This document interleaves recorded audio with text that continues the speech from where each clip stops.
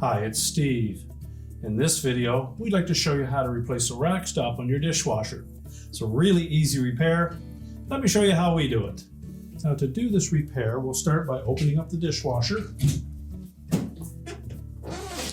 We're going to pull that upper rack forward. Now, you will note on the rack stop that there is a raised edge on the center side of that.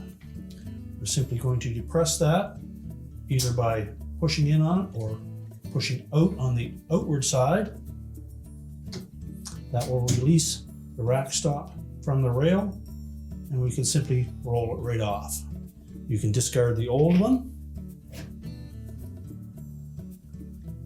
Now, to position the new one, again, we want to make sure that the raised edge is on the inside of that rail.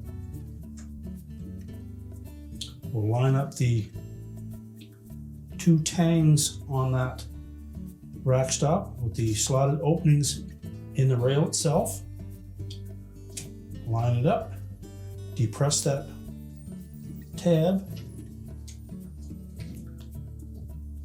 while pushing the rack stop towards the outside of the dishwasher. That will lock it into place. You can simply push the rack back into the dishwasher, close the door, and your repair is complete.